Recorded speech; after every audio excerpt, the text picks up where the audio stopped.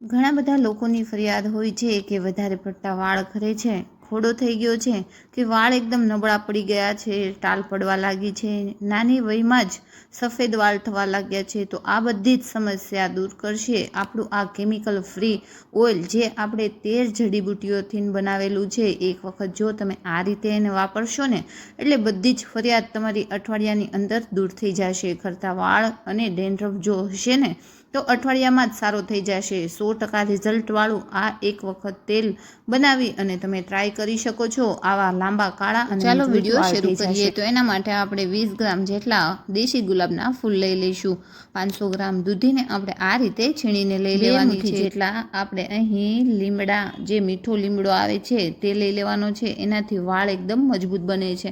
એટલે અહીં આપણે 2 મુઠ્ઠી જેટલા લીમડાના પાન લઈ લીધા છે અને 1 મુઠ્ઠી જેટલો આપણે કડવો લીમડોના પાન લઈ લેવાના છે. જો વધારે પડતો ડેન્ડ્રફ હોય ને, ખોડો હોય ને, તો તમારે અહીં 2 મુઠ્ઠી નાખી દેવાના છે. લીમડાથી ખોડો જતો રહે છે. હવે આપણે 100 ગ્રામ જેટલું એલોવેરાને આ રીતે કટ કરીને લીધું છે. જો તમારી પાસે ન હોય તો 30 ગ્રામ જેલ પણ આની અંદર નાખી શકો છો. 10 પાન જાસૂદના ફૂલના લઈ લેવાના છે. જો તમારી પાસે ન હોય ને, તો તમે ફૂલ પણ નાખી શકો છો. જો ફૂલ ન હોય તો પાન પણ ચાલે, અને ફૂલ નાખો તો 5 ફૂલ તમારે અહીં જાસૂદના નાખવાના છે. જેટલો ભૂંગરાજનો પાવડર લઈ લઈશું. ભૂંગરાજનો પાવડર નાખવો ખૂબ જ જરૂરી છે, જેનાથી વાળ એકદમ મજબૂત બને છે. હવે આપણે 40 ગ્રામ જેટલો આમળાનો પાવડર લઈ લઈશું. જો તમારી પાસે સુકાઈ ગયેલા આમળાનું ઝીણ અથવા સુકાઈ ગયેલા આમળા હોય તો તમે એ પણ નાખી શકો છો. અહીં મેં પાવડરનો ઉપયોગ કર્યો છે. હવે આપણે 20 ગ્રામ જેટલા કાળા તલ લઈ લેવાના છે. કાળા તલ તમારા વાળની ગુણવત્તા વધારે છે, વાળ ખરવામાં મદદ કરે છે. અને હવે અહીં આપણે 20 ગ્રામ જેટલી મેથી એડ કરી દઈશું. મેથી અને કડવો લીમડો જે ખોડાનો ઉપયોગી થાય છે, એ બંને નાખશો એટલે ખોડો પણ જતો રહેશે. હવે 10 ગ્રામ જેટલી કલોંજી નાખી દઈશું.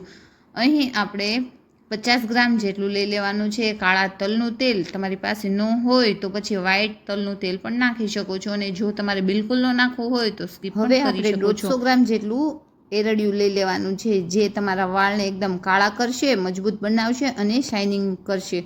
હવે આપણે 1 લીટર જેટલું ટોપરાનું તેલ નાખી દઈશું. જો તમે ઘરે બીજું કોઈ તેલ વાપરતા હોય, તમારે એની અંદર પણ આ બધી વસ્તુ નાખીને તમે એ તેલને બનાવી શકો છો. એટલે પરફેક્ટ માપની સાથે આપણે આ તેલ બનાવશું એટલે 100% રિઝલ્ટ મળશે. અને ખાસ કે તમારે કેમિકલ આમાં જરા પણ યુઝ નથી કરવાનું, કેમિકલ ફ્રી બનાવવાનું છે, એટલે રિઝલ્ટ 100% તમને આવવાનું છે. હવે બધી જ વસ્તુ મિક્સ કરી લેવાની છે. સારી એવી વસ્તુ મિક્સ થઈ જાય એટલે આપણે આને ગેસ ઉપર ચડાવી દઈશું. ગેસ ઉપર ચડાવી મીડિયમ ગેસ ઉપર આપણે આને 45 થી 50 મિનિટ માટે સારું એવું ઉકાળી લેવાનું છે.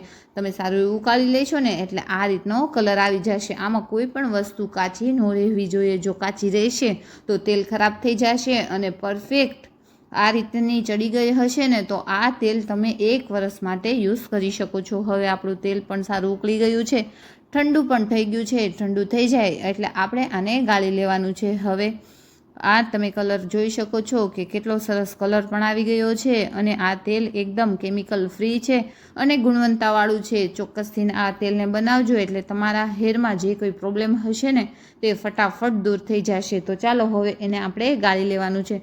હવે આપણે આ રીતની ગરણી લઈ લેવાની છે. ગરણીની ઉપર આપણે કોટનનું કપડું મૂકી દેવાનું છે, જેનાથી આપણે જે પાવડર નાખ્યો છે તે પણ સારો એવો આની અંદરથી ગળાઈ જાય. આ રીતે તમે ગાળશો ને એટલે આસાનીથી. હવે એને તમે સ્ટોર કરવા માટે કોઈ પણ બોટલમાં તમે સ્ટોર કરી શકો છો. આને ફ્રીજમાં રાખવાની જરૂર પણ નથી. 1 વર્ષ માટે આ તેલને કાંઈ જ નથી થતું. હવે તેલ તો બની ગયું છે, પણ એને યુઝ કઈ રીતે કરવું? તો અઠવાડિયામાં તમારે 2 થી 3 વખત આ રીતે ઓઇલ કરવાનું છે.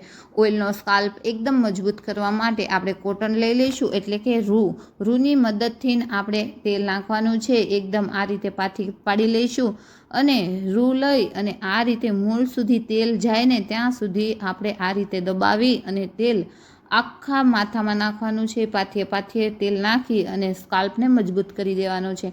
જો તમને તેલ નાખેલું ગમતું હોય માટે તમે રાખી અને સવારે એને વોશ કરી શકો છો, અને ન ગમતું હોય તો 3 થી 4 કલાક માટે તેલ રાખી અને પછી પણ તમે વોશ કરી શકો છો. પણ ધ્યાન રાખવાનું છે, અઠવાડિયામાં 3 વખત તો હેર ઓઇલ કરવાનું જ છે. હવે એને બાંધી દઈશું તો રિઝલ્ટ તમારી સામે જ છે. એકદમ મજબૂત વાળ, લાંબા વાળ અને એકદમ ઘાટા વાળ આ તેલથી થઈ જાય છે. તો આજનો મારો આ વિડીયો તમને ગમ્યો હોય ને તો એક લાઇક કરવાનું ભૂલશો નહીં. હજુ સુધી તમે મારી ચેનલને સબસ્ક્રાઈબ નથી કરી તો પ્લીઝ મારી ચેનલને સબસ્ક્રાઈબ કરી દેજો. અને મારા વિડીયો તમને ગમતા હોય ને તો વિડીયોની નીચે નોટિફિકેશન બટન, ઘંટડીનું બટન છે તેને જરૂરથી દબાવી દેજો, જેનાથી મારો વિડીયો તમારા સુધી પહેલો પહોંચે. અને જરૂરથી આ તેલને ટ્રાય કરજો.